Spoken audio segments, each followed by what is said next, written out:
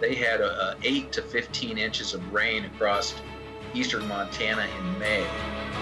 I don't know how many thousands and thousands of sandbags we put up, and we went about defending our community from the river. It was a massive undertaking, but so appreciated by the residents who lived in that area. It was hard. It was hard. I think the biggest thing is people will step up and help if you need them.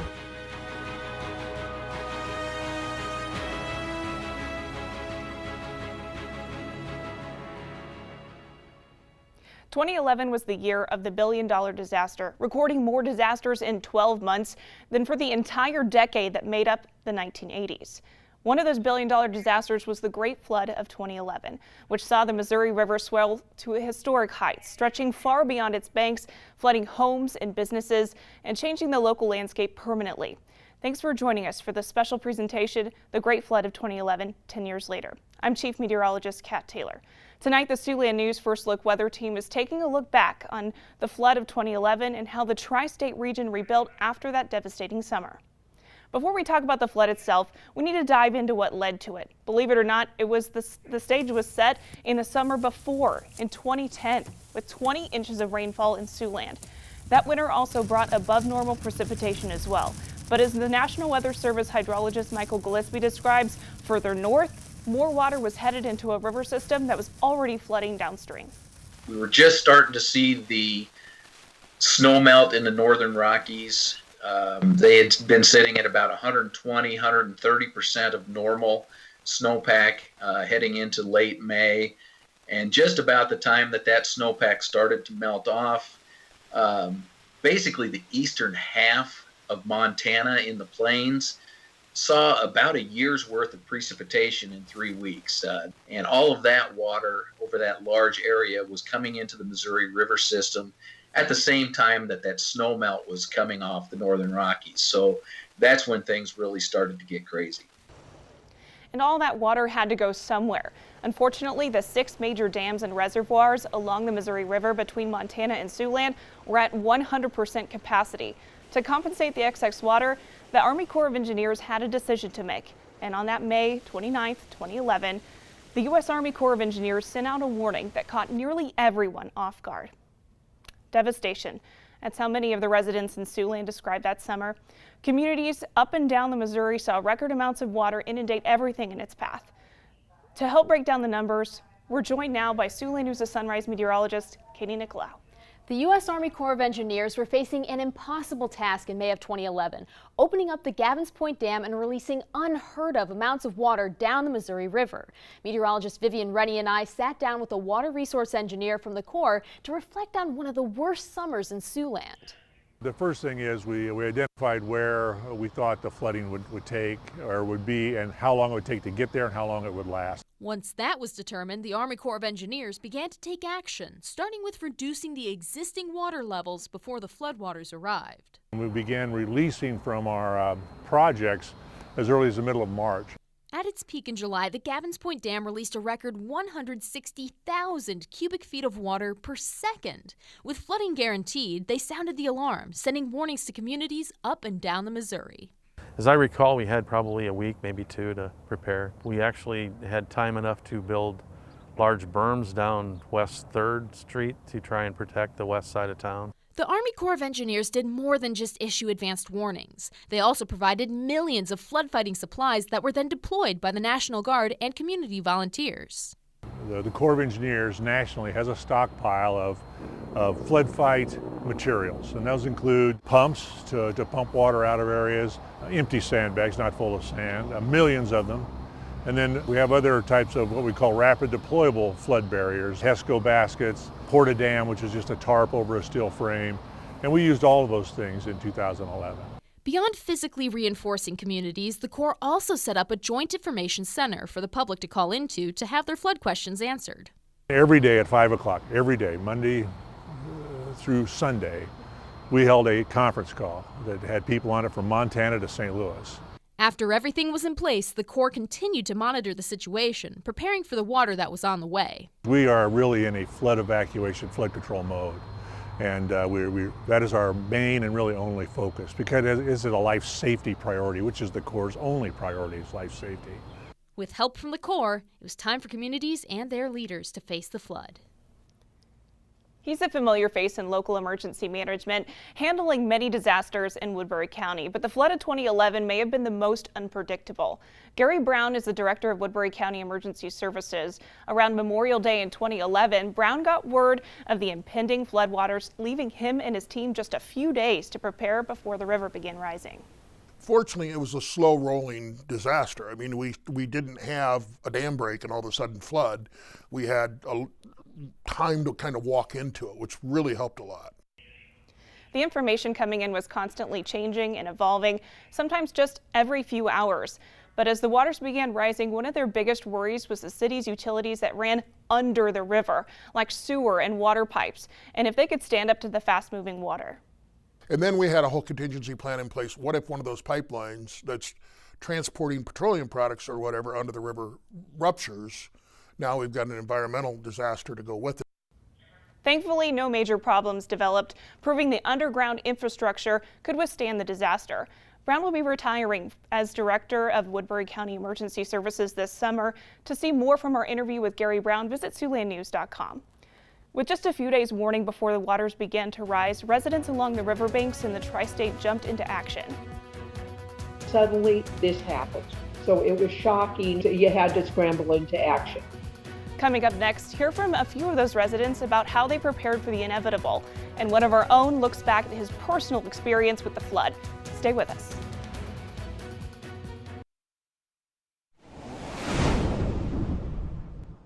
I can't believe this is happening.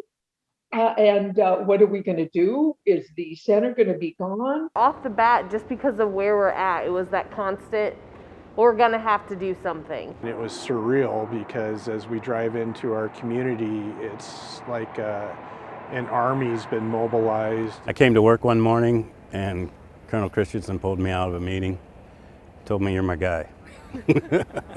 That's how much notice. And about 4 hours later, helicopters were landing. Warnings of impending high water echoed through communities across Siouxland. The Army Corps of Engineers sent out the first flood alert over Memorial Weekend and began increasing releases at the Gavins Point Dam. Hundreds of Siouxlanders along the Missouri and other rivers in Siouxland had very little time to prepare, and they had to save what they could of their homes. Meteorologist Vivian Rennie joins us to introduce us to several area residents and their journey through the floodwaters. Siouxlanders who had built their lives along the river were suddenly faced with months of high waters and seemingly never-ending danger to the communities, businesses, and landscapes they held so dear. I sat down with just a few of those impacted by the summer to learn more about a summer that they will never forget. Suddenly, this happened. So it was shocking. You had to scramble into action. Warnings alerted communities the length of the Missouri, and Siouxlanders jumped into action to hold back the water. Thousands and thousands and thousands and thousands of sandbags we put up, and we went about defending our community from the river. At first it was surreal. We had helicopters flying over, we had National Guard members here, the residents were all scrambling. It was hard. Levees went up fast with the help of volunteers from all across Siouxland. People just pitched in and got those in record time. It was no problem finding volunteers. We had people signing up and we had people just showing up. Sandbags surrounded buildings and roads, but some areas became the front line of defense against the rising water. Pretty much right across this path, all the way down to hole 17. The water was right up, probably halfway down this hill. With much of Dakota Dunes Country Club area evacuated, it became a swarm of activity. This went from a country club to kind of a center for rapid response. Along the riverfront, the Lewis and Clark Interpretive Center was also at risk. You have this as they say, stew pot of emotions that this is, I can't believe this is happening. And what are we going to do? Is the center going to be gone? Levees were guarded and checked 24 hours a day for weeks. I was leaving my house at 4 in the morning and I was getting home about 10 at night. Start all over again.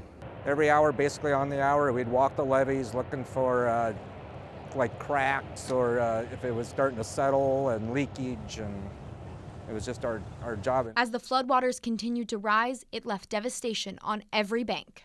We were in, are we gonna, run for your life mode? And then it was tough. It's getting back on your feet and plan, how are we gonna do this? KMAG 14, your hometown news starts now.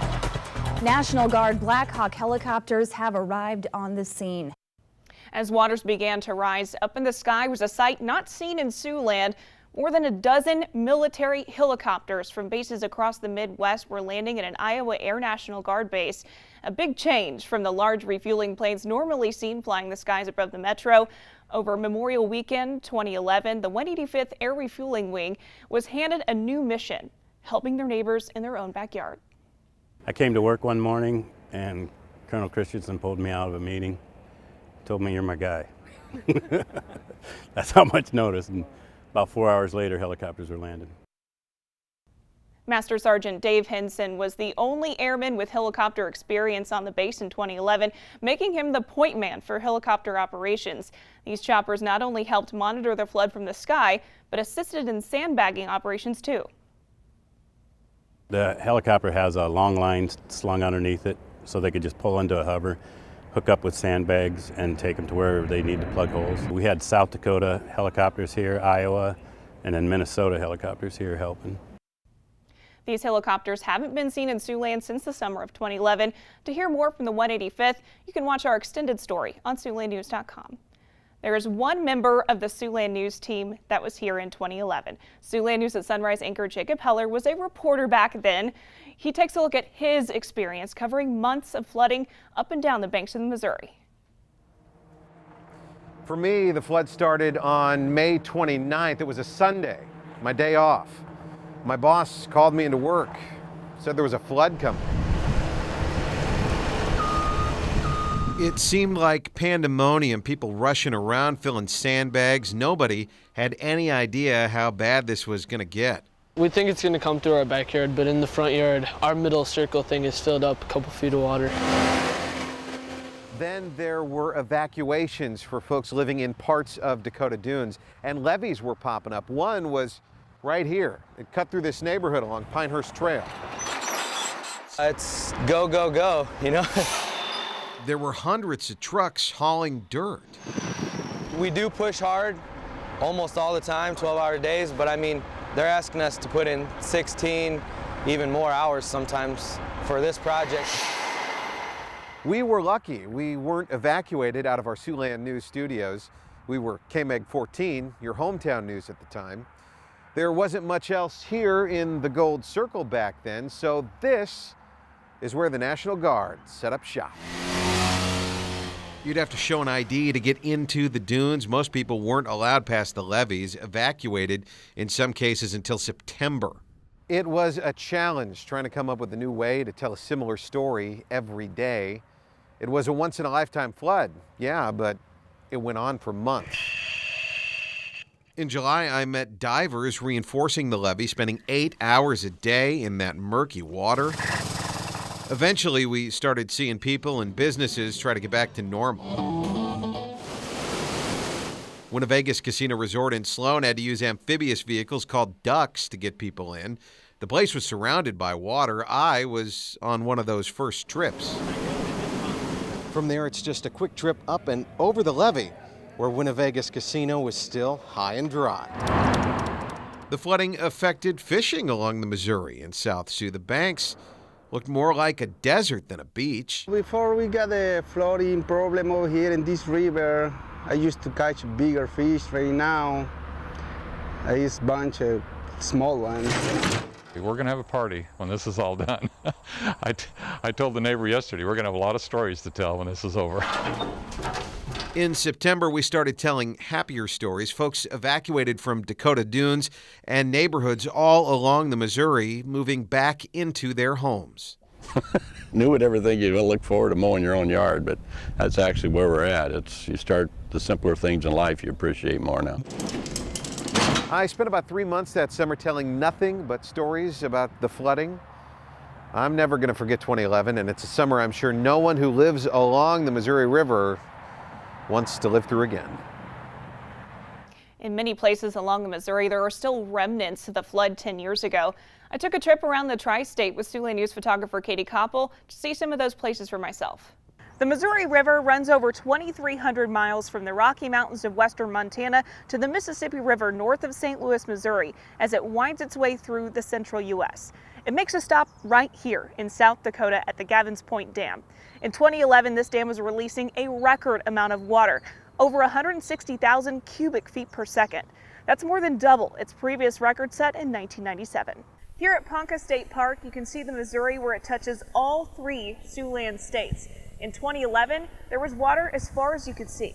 The water level now in 2021 is about 20 feet down from here at ground level. I'm 5'6", and back in 2011, after the waters receded, this is all that was left, a tree stump showing how high the water level got. Much of South Sioux City sits on the low bank of the Missouri. Here at the Dybel Soccer Complex, dozens of fields were underwater, and once the river returned to its bank, these fields were covered in sand and debris. When you see images from the flood here in Sioux City, one of the most eye-catching pictures is of this right here. The gazebo overlooking the Missouri was only visible by its top in 2011. For neighborhoods in North Sioux City and Dakota Dunes along both the Missouri and the Big Sioux rivers, dozens of homes were flooded. The water reached levels high enough that boats could travel these streets. Now, 10 years later, these communities have rebuilt and grown even stronger before the Great Flood of 2011. Once the flood waters arrived, they stayed around for months. Coming up after the break, we dig into why it took so long for the flooding to recede and how local residents and businesses began the daunting task of cleaning up. We'll be right back.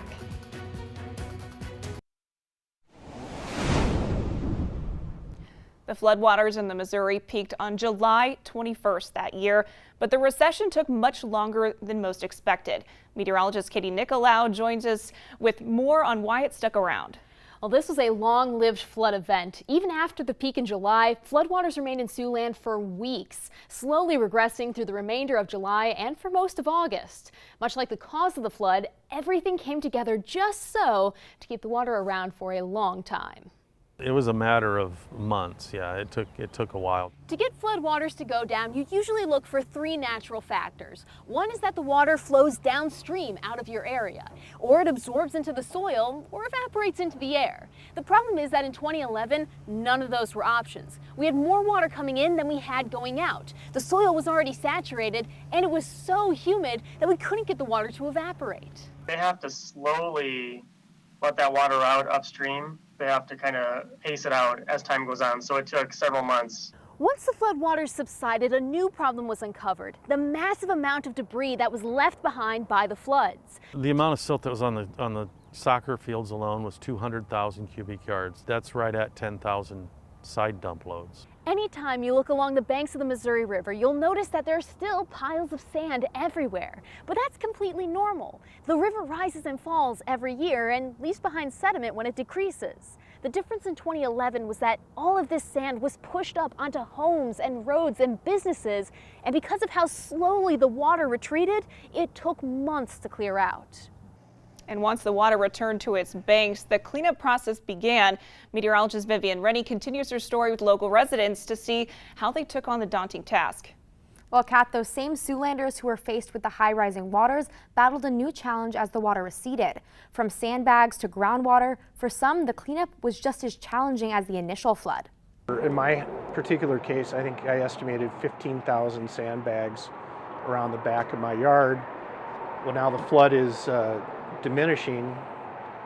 You have to do something with the 15,000 sandbags, and so we went through the cleanup process. Cleaning up sandbags became the focus for many, from homeowners to volunteers and those who work alongside the river. We had to move a lot of levees. We had to move dirt back to North Sioux City, replace that. Along the riverfront, the levees that had helped keep the water out were now blocking streets, damaging golf courses, and now they had to go. We had constructed 2 levees that had to be removed. We had a lot of temporary levees up. We had some roads we had to repair. We had some levees we had to take down and restructure in other spots. Damage from floodwaters, mitigation efforts, and groundwater affected everyone along the river. At the Lewis and Clark Interpretive Center in Sioux City and the YMCA in South Sioux City, floodwaters were kept out of the buildings, but the parking lots weren't as lucky. The damage that was done, the parking lot was just ravaged. The facility stayed clear of water. It just got all around and rerouted into like the parking lot. So many dead trees. That was, to me, kind of the symbol of the flood. Just like when the water rose, volunteers stepped up to clean up what the mighty mow left behind. It was a mass effort, a cleanup effort to help a lot of the residents in that area who were majority elderly and couldn't possibly move the wet sandbags from their yards. So we would set up large lines of students who would then move bags down the line and get rid of them. You have these wonderful people who just show up, and people of all ages and families who helped us. And that just gives you such great sense of really of humanity. By December of 2011, the Lewis and Clark Interpretive Center was back open. The Y in South Sioux welcomed back its members, and repairs were underway to homes along the river. They were so appreciative because there was no way that they were going to be able to get the immense, heavy, weighed down, water-logged sandbags out of there. So the appreciation for the efforts was overwhelming.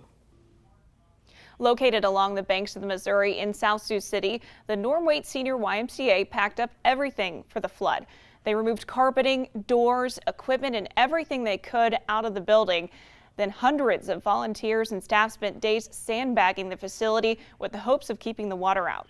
The boat dock on one side and a public campground on the other, there was no telling just where the water would go. And then as the water started coming in, most of it rerouted to the dock that's on the side of our building. So when the waters rose, it kind of all went that way and kind of went behind our building. So a lot of our damage kind of came into the parking lots, in the concrete, in the sidewalk. Luckily, the building was not damaged, but they had to find a fix to get people back into the building after they returned that fall. That fix, a bridge of sand from the parking lot to the front door. It's hard to believe that it's been 10 years since the Great Flood of 2011. As we look at the way we develop today, things are different because of that, and that's been helpful. When we return, we hear from local residents one final time to see what has changed over the last 10 years. Stay with us.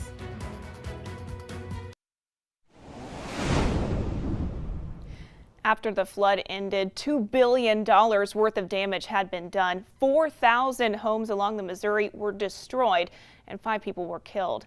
Now, as we look back on the last 10 years, a lot has changed here in Siouxland. Joining us once again, meteorologist Vivian Rennie with a look at how these residents and businesses have grown since the summer of 2011. A decade and several smaller floods later, the flood of 2011 still sits in Siouxlanders' minds as a mark on our city, shaping how we move forward. Operation of the river is kind of looked at with 2011 in mind. The Dunes has shifted new projects and fixes to withstand the same conditions experienced in the summer of 2011. But whenever we do anything out here, we think about impacts the river might have. You look out at the river now and it's at a reasonable level, but when we develop new things now, we always think of, well, what happens when the river's high and how do we mitigate those effects? New developments are built higher up and a levee system has been created to keep the golf course safe. As we look at the way we develop today, things are different because of that, and that's been helpful. Just up the river in the Windstone community, the flood of 2011 is being documented even now in 2021. We're trying to put a little more science into it and have a playbook. We're working actually with a local company right now to formalize that. Engineers have worked with the community to assess the 2011 flood, what measures worked and what didn't. Another generation or people that are running that community can have a document they can go to, and it says, when the water's here, you might want to be doing this, and probably not that. Down the river, in the connection between the Lewis and Clark Interpretive Center and the Betty Strong Encounter Center, there is a permanent reminder of the Great Flood of 2011. We got stories to tell. We've got things to learn. A hallway dedicated to the mighty mow and the flood that changed so many lives 10 years ago. We wanted a record of what had happened. And out of that we created an exhibit. That exhibit stands as a nod to the summer of 2011 and the power of the Missouri River in Siouxland. While the Missouri River has reached flood level several times since 2011, none have come close to reaching the level of destruction as it did 10 years ago. The Missouri has quite the history, acting as a jumping-off point for many trails that opened up to the American West, including the Oregon Trail and the Pony Express. Today, a 100-mile national park called the Missouri River National Recreation runs between the Gavins Point Dam and Ponca State Park and remains the last significant stretch of free-flowing river today. We want to take a moment to thank you for joining us for this special Siouxland News presentation. If you missed any part of this program, want to watch it again, or read more about the Great Flood of 2011, visit our website, SiouxlandNews.com, or visit our YouTube page. Just search for Siouxland News. Thanks for joining us, and have a great night.